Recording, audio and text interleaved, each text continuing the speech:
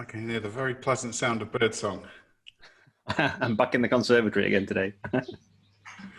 So, good afternoon, everybody, and welcome to episode 4 of the MCC livestream series. And today we're going to be looking at drawing skills. And let me just introduce myself first. My name is Richard Child. I'm the Education Manager for MCC Digital. We're an Apple Authorized Education Specialist. And my good friend David Kirtland is an Apple Professional Learning Specialist and an inspiration to me and many other people as well. So thank you, David, for taking us through today's session. This one is straight out of a series of resources from Apple called Everyone Can Create. And we're going to focus on drawing today. And that's something I've never really been very good at, David. So I'm waiting for you to show me my next steps as a future Michelangelo or Picasso. So without any further ado, over to you. Thank you. Okay, great. Well, thank you, Richard. So yeah, so we're going to jump into one of the opening chapters, really, of the Everyone Can Create drawing book, which, as Richard said, is one of those subjects that is a bit scary for a lot of teachers and a lot of children, really. I'm not a great drawer, but I'm going to have a go at it here, so bear with me. But we will experiment with some of the things that we can do and maybe how we can guide some of the children around that path of kind of experimenting with drawing and painting. So I'm going to jump into an app today. It's the first app that we're using that's not an Apple app, but it is used throughout the Apple Everyone Can Create books. And this is Sketches School. It's a free download, and it's a very, very nice, simple app to use. So I'm going to jump straight in there. And we can use the iPad either with a pencil or with our finger to start developing some of our drawing skills. And it works very much like a paper-based approach. All our drawings are bundled into folios, and we can collect multiple drawings within each folio. So I'm just going to jump into an empty one here. I've got this kind of pinky red one here that's a new folio, and I've got nothing in it. So I'm going to create my first drawing there just by pressing the plus. And the interface is, there's lots of empty space for us to start drawing. We've got our tools down the left-hand side and a few other things. And as I said, this works perfectly with your fingers. I am going to use a pencil today because it gives us a couple more options, but it doesn't matter if you don't have the pencil. If you are using the pencil, it is worth pressing that pencil icon just in the top of the screen, which gives us a few options there. The one I'm looking at there is one that says finger, and I've set mine to nothing. So that means if I am using my pencil, I can still use my finger to control the app, but I can't draw on the canvas, which stops some of those accidental little marks and things as we're going. I could use both. I could switch between the two, but that's entirely up to you. I just tend to find it's a little bit easier than if I am using the pencil, just to turn that finger touch off there. So back into our interface, we've got our tools down the left-hand side. We'll explore those in a moment.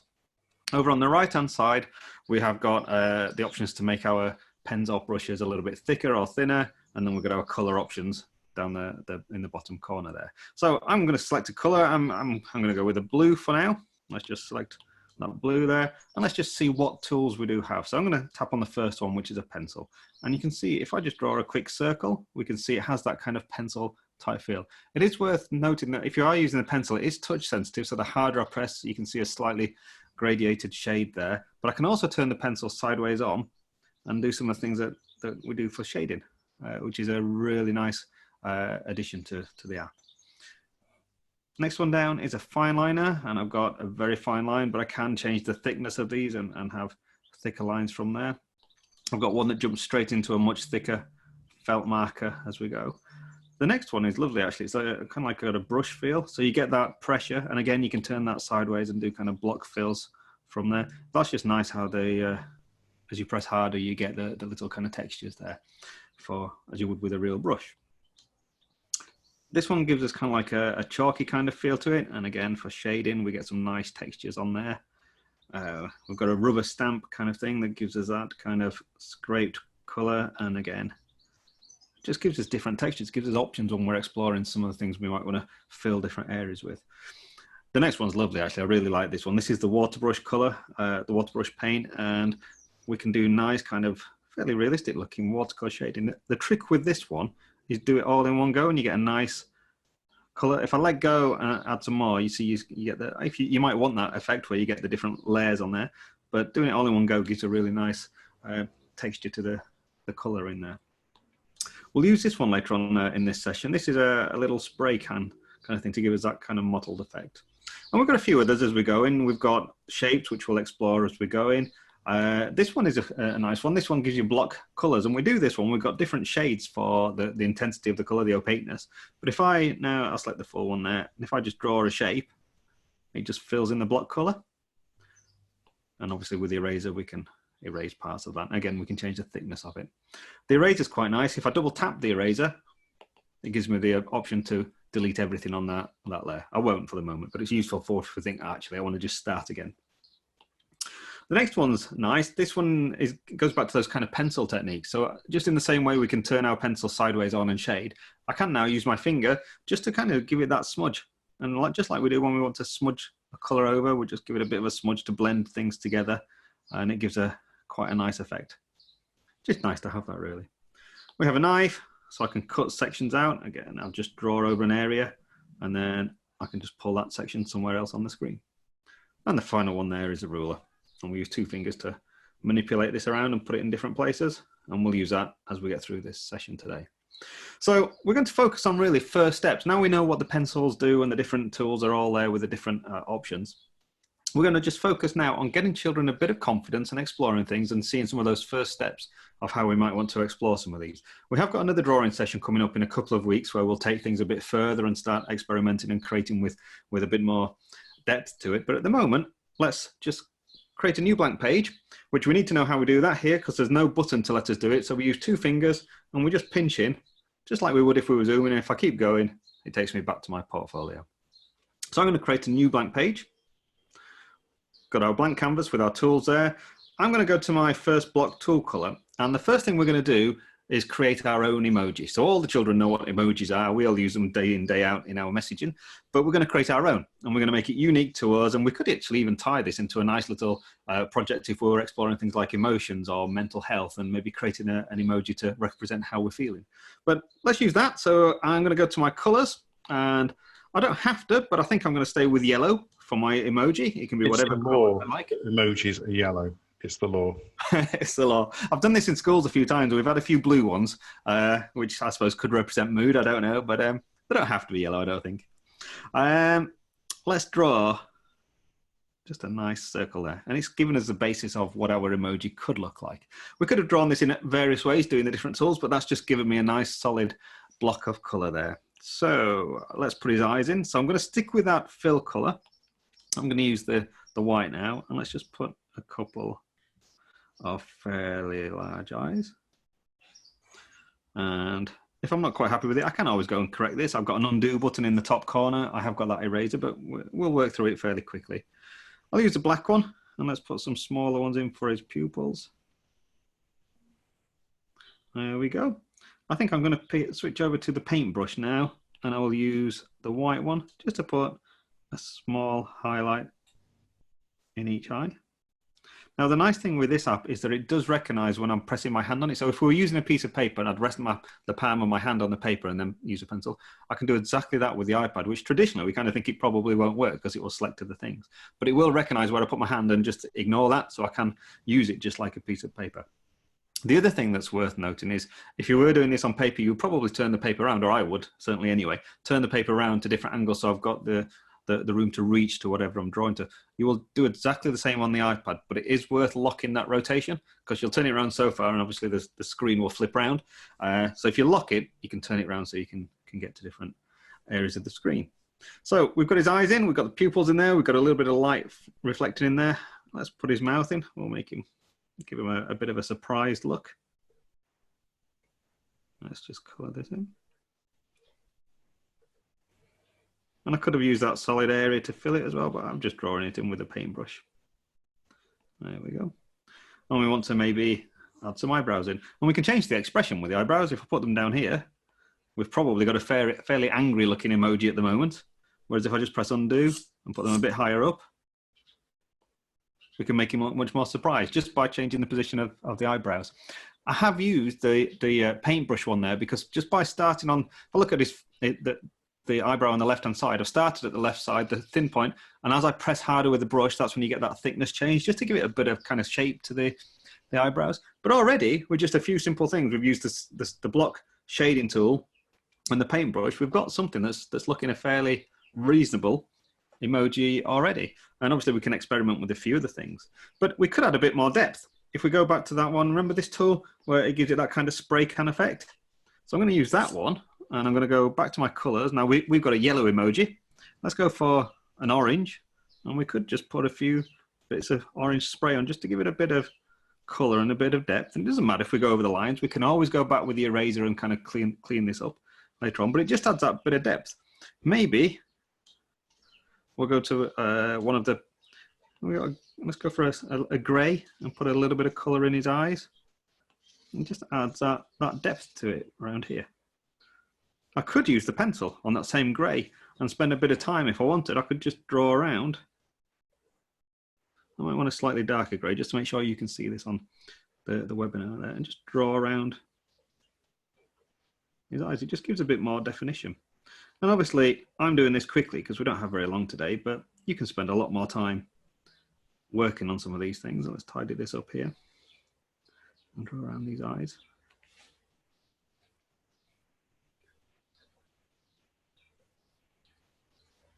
And it's starting to give it a bit of shape and a bit of depth. We could even add some, he's a tired teacher, this one. He's got some bags under his eyes coming, but you can keep going and just adding a bit more character and a bit of depth, just using those simple tools. And we're not really spending a lot of time and effort. We're just trying to explore what these tools do and how they might work in context.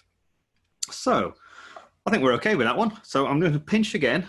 I'm just going to pull it in just to go back, and let's create a new sheet in our folio, and let's have a look at some of these other things. I said earlier we have got these shapes and letters that we can pull in.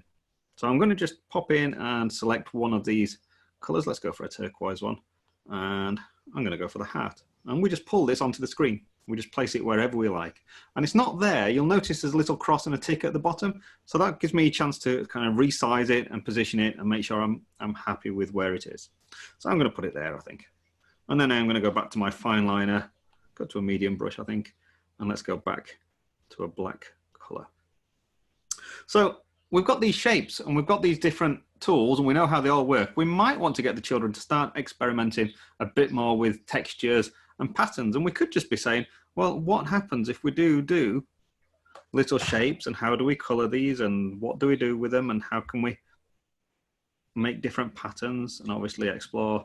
I'm doing checks here, but you could do whatever pattern you like. You could do repeated patterns, just simple kind of square swirls, and seeing how these do. So we're just exploring different shapes and what do things look like, and get children, and they can play around with colors and different textures and so on. So we've got that idea of pattern creating and putting that on there. Let's put it into a shape, and let's just do something simple. So I'm just going to divide this up. I'm just going to draw some lines.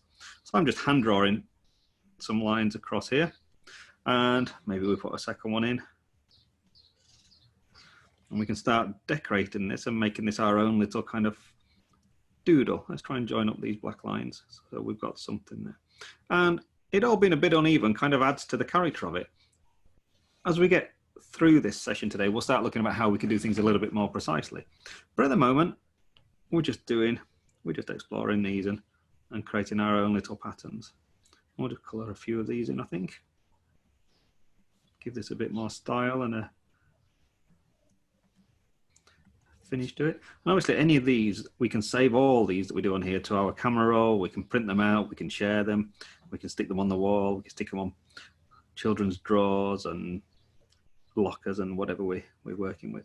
So we're starting to put some pattern there. Let's go back to that swirl idea that we had. Let's put a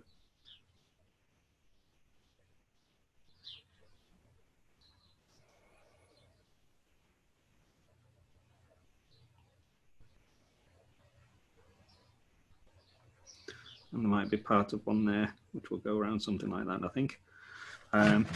We could put those seashell kind of ideas in here.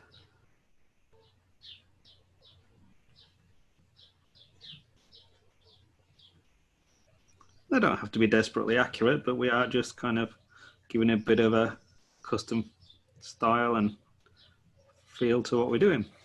Let's put some vertical lines in here.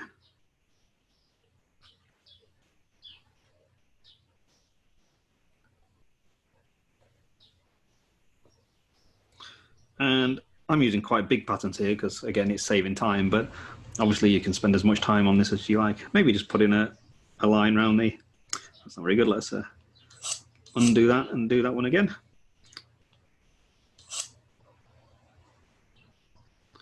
I'm just going to draw around the edge.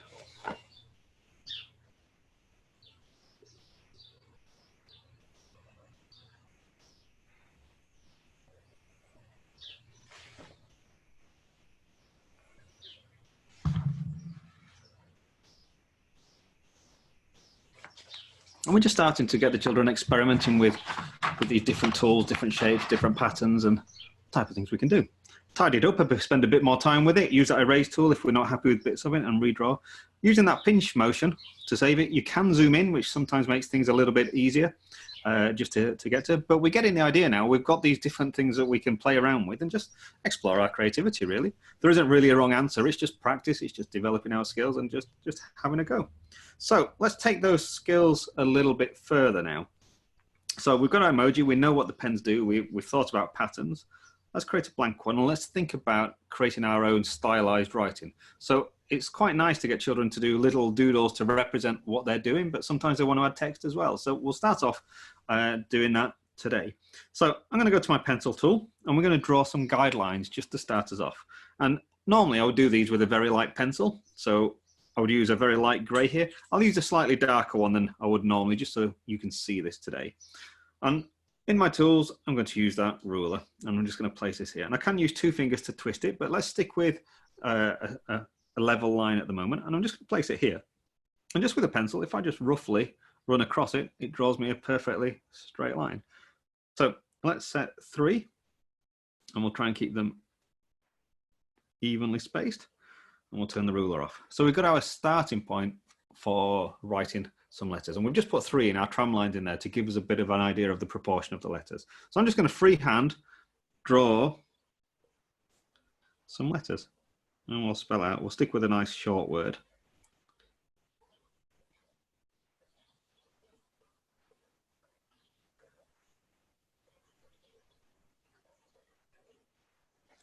There we go. And we've got the basic outline now of our text. iPad I've written here, just to keep it straightforward.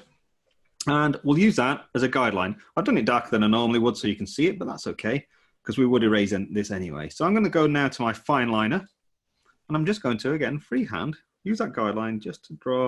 In fact, I'll undo that and I'll do it in black so it looks a bit more defined. Let's just draw our lines around there.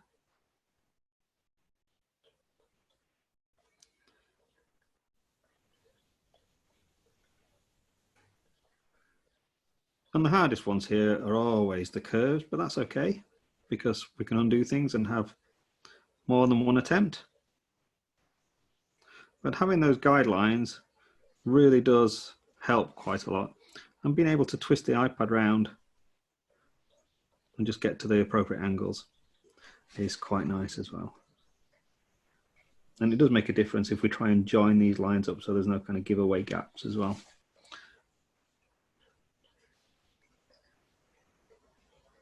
And I will use that eraser there. I'll put a smaller one on there because I've gone a little bit far with that.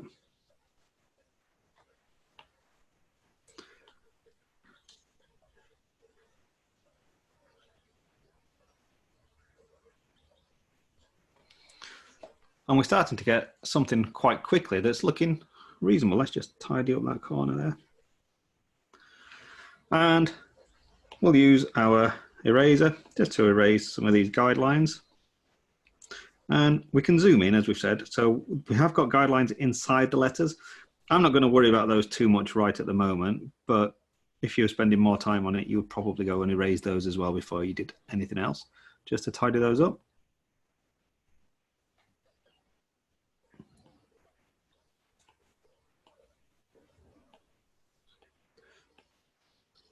Caught the black line there, but let's not worry too much about that. Okay, so we've got our basic letters. Let's go to our watercolor brush and find our colors. And I'll start with an orange. And we're just going to color this in. I said right at the beginning, what works nicely with this tool is if you try and do it all in one go, you get a very nice texture to it. Let's give it a slightly darker one for the next one.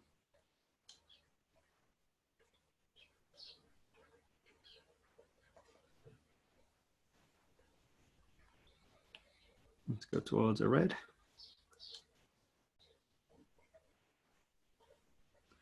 And particularly with the younger children, that kind of just this focus and control, this motor control of the fine movement to try and stay within lines and keep things tidy is a really nice skill for them to be practicing. And you might want to even think that you design some of the patterns and the shapes first and give them to the children for them to color, and those textures, those patterns that we were just doing on the heart, if we've done our letters a bit bigger, we could be putting those inside the letters as well and creating some really nice names or subject titles and different things. But straight away, that's starting to look okay. I'm thinking NHS rainbow letters. Yeah, we could do. Maybe we should have done that today. Yeah, that would have been quite a nice one, wouldn't it? We can take that idea a bit further. Let's just think about different styles. I'm going to go back to my grey. And let's just put our tram lines back in again. So they're doing exactly the same. And I'll put a template letter. I'll just do one. I'll do an A in the middle of our word there. But there's our shape. So we might think, actually, I don't want this kind of fine line coloured letters here. We want something a bit more comic book-like. We might want to go with bubble letters. So we could, let's go back to black again. Put a little circle in there. And then using those guide letters, we'll just roughly draw some kind of bubble shapes. But we know roughly where we're going because we've got that guideline there. And if you do a whole set of letters with this, this looks really quite nice quite quickly. I'll go for a slightly lighter one, I think. Let's colour this one in blue. Now I've done my outline in black. It doesn't have to be. It could be to do with the style that you're working with. But shade it in.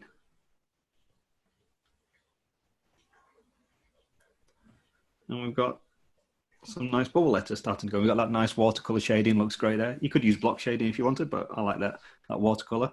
And again, probably erase the guidelines before we do any of this and the internal ones because they're still there for us to see. But we're starting to formulate these different letters and how we put these together. Let's do one more. Let's pinch to go to a new canvas. And we'll do exactly the same again, but this time we'll take that idea, but let's push it a bit further and try and think about the 3D side of this as well, and give some depth to these letters. And this takes us much more down that route of technical drawing, but that's okay. So I've got my ruler. I'm going to put this onto an angle. We'll go with, about 22 degrees is probably okay. So let's draw a line. We'll put our tram lines in again. So something like that. Okay. And then just as we did before, we'll draw in some guidelines. So we've put them on an angle this time, but we're still going to write our letters vertically, and we'll add that depth to it. I think I went with 22 degrees there, but somewhere around about there looks quite good for that kind of depth there. So let's just put our letters back in. I'm going to space them out a bit, so I've got space to make them 3D.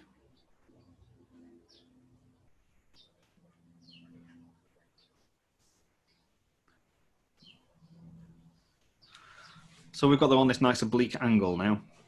So back to my fineliner. Let's go back to black. I've got a medium fineliner at the moment. I'll use a thinner one to give it that 3D effect in a moment, but let's just do a medium one now. And I'm going to use a ruler, just like we would with technical drawing. So I'm going to, 2 fingers now, twist it onto 90 degrees, and let's place it around. And this takes a little bit of time and precision. I am going to do it quickly, but it will give you an idea of what we're doing. So onto my fineliner. And just draw down there, and it gives us a nice crisp edge. Oh dear. Let's check our fine liners on there.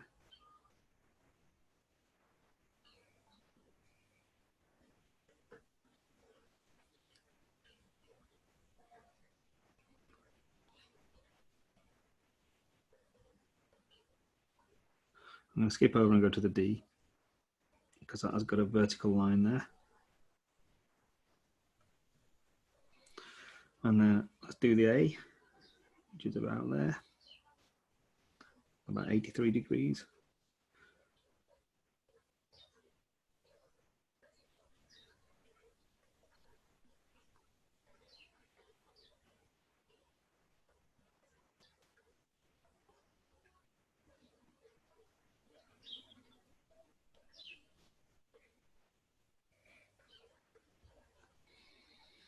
And then put our ones in here. Was it 22 degrees? I think it was.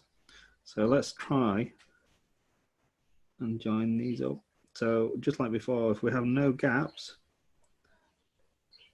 it does give a slightly better effect, but we can tidy this up as we go in.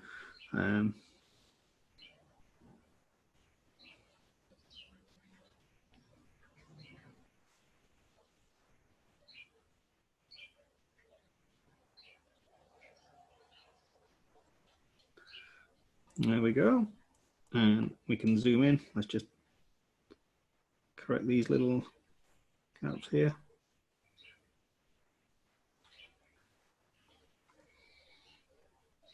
There we go, and that's okay, I think. Let's put our circle in. Well, we'll have to do all the curved options freehand, but that's okay because we've got these guidelines, so we can follow those.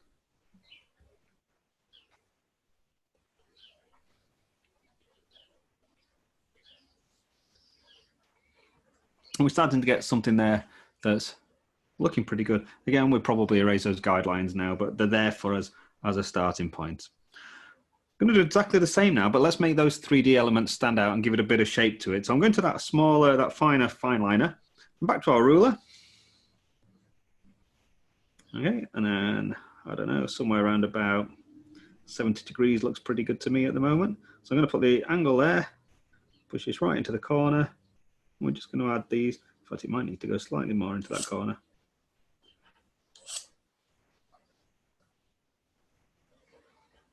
Let's just put these fine lines in here.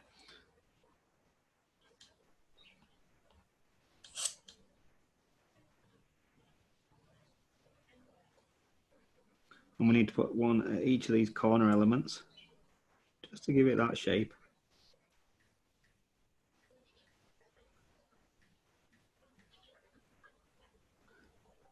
But by keeping the ruler here, it gives us all, it manages to keep all the lines exactly the same angle so that they're all in the same perspective. So it just keeps that illusion of it being 3D much better there.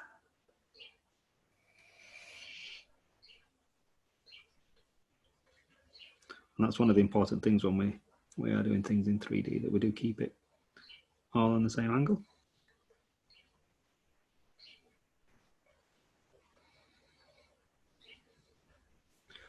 And don't forget the dot on our eye.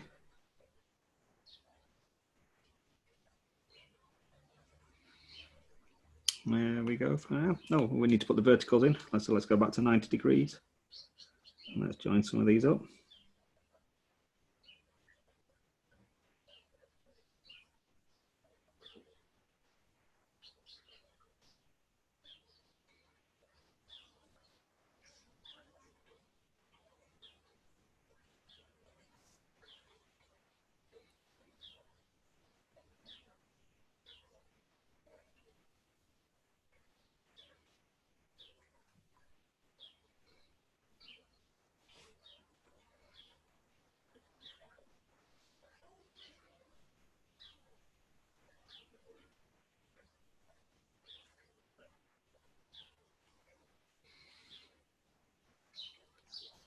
And then the last one we can do with the ruler, just these ones along the bottom.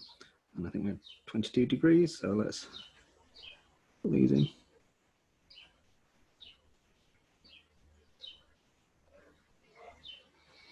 There we go. Now we do need to put these curved ones in again.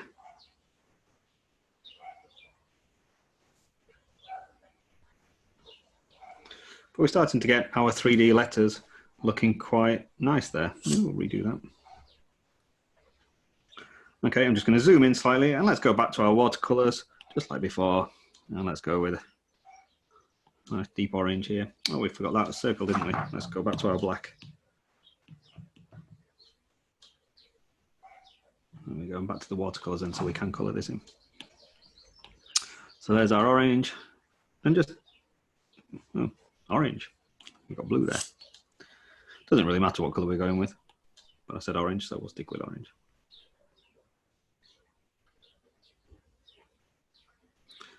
And just to emphasize that, we'll have a slightly different color. Have a darker color on the top. It just emphasizes the 3D-ness of it. And then we'll think we're just about there, really.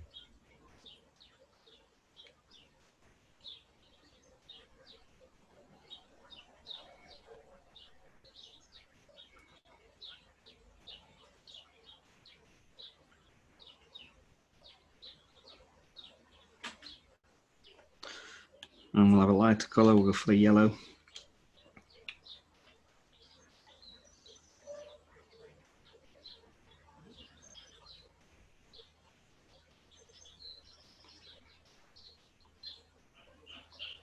Oh, I've missed a line there on the A.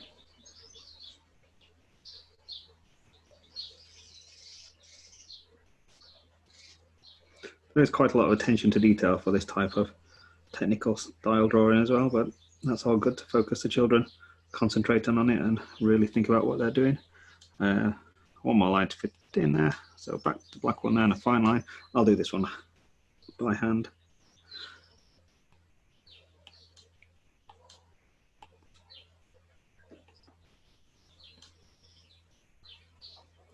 Use our eraser and get rid of some of these guidelines. And we've got our 3D text.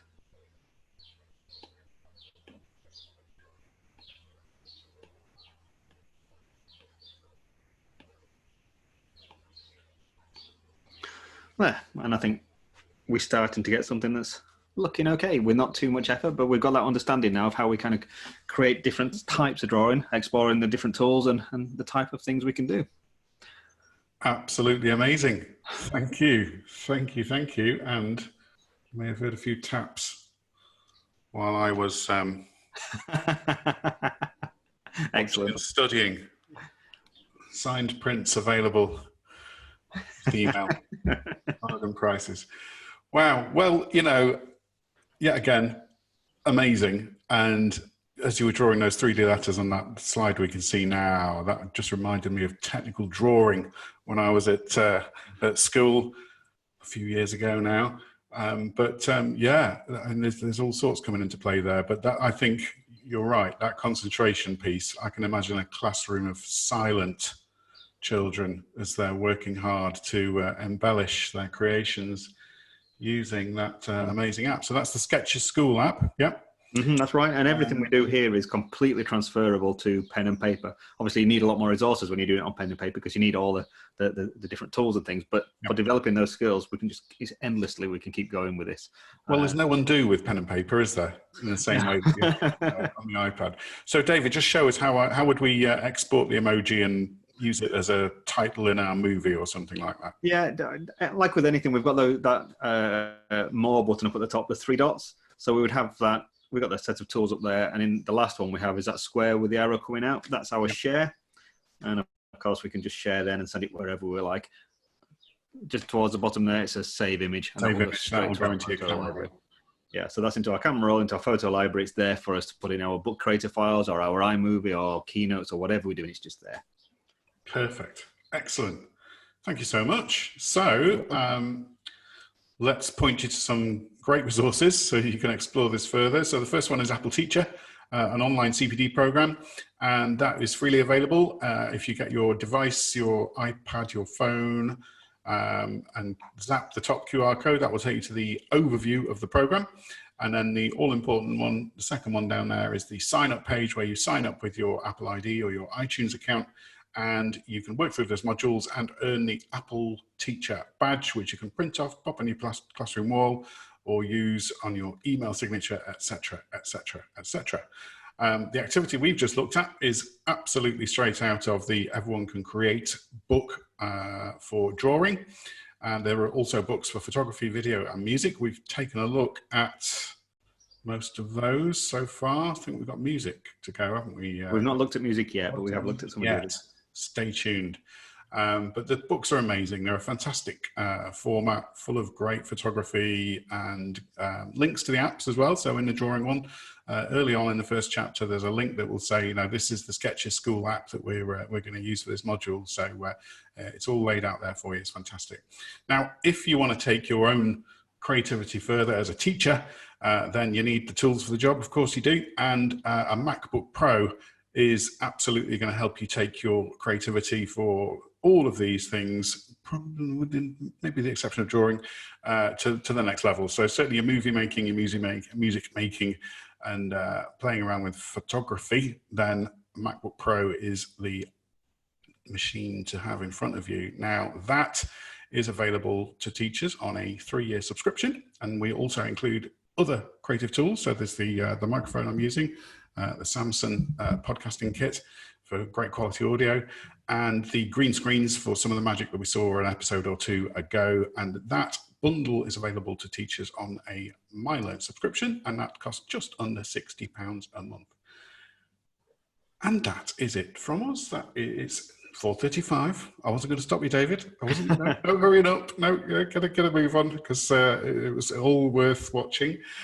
So we're going to be back next week. We will archive this one to the YouTube as we have the others. Do take a look at those. We've had some great feedback already, saying that it's a handy format because you can pause it and start again if you're actually following David's activities. And next week we will be back because we're going to send some flowers. Tell us more, David. Just a little hint. Oh, we're gonna deep dive into Keynote a bit more. Have a look at some of the shapes and the different tools we have there, and then really kind of push some of the animation options in Keynote, which are quite amazing. Excellent. Look forward to that. So join us next week. Thank you for taking the time to be with us today, and we'll see you next week. Thank you. Bye bye. Thank you, Richard.